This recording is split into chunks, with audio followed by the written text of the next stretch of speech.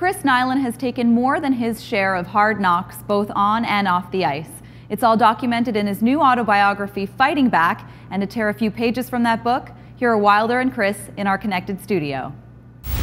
Joined now by former NHL player Chris Nilan. First off, congratulations on your new book. It's called Fighting Back, and obviously a lifetime in the making. And first off, I got to ask you, did you accomplish what you wanted to writing this book? Yeah, you know, I think the book, it's obviously an evocative book, one that you know, goes from my beginnings back in Boston, my improbable rise to the NHL.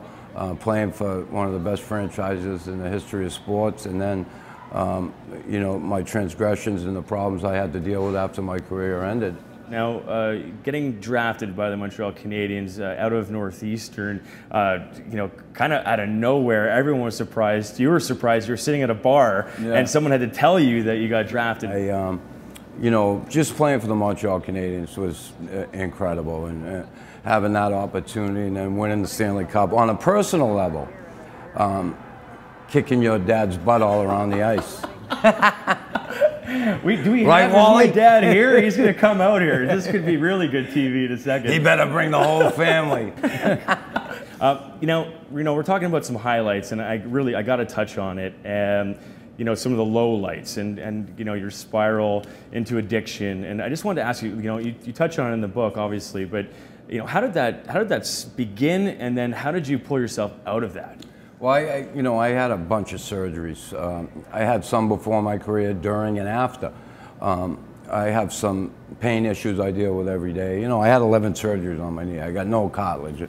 I had 6 on my ankle. I got screws. I have arthritis in my hand. I beat my body up. And, you know, I got going on pain pills after surgery, and they helped me. They helped me get through a lot of days when I get up and I had a hard time getting going. And before I knew it, I was physically addicted, and I didn't know how to put a stop to it. The progression of the disease just was incredible.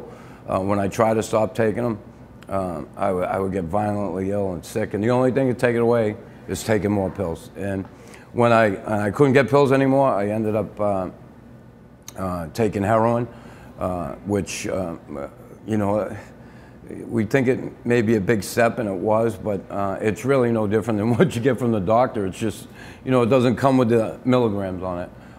And I'm not trying to minimize it all.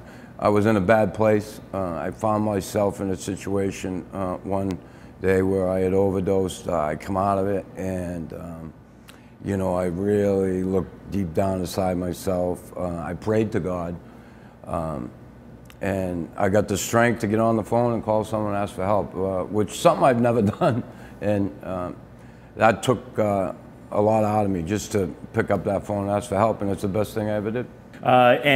You know, last thing, I mean, a lot of lessons learned there, obviously. What would you say is the biggest lesson you learned, either through the game of hockey or off the ice?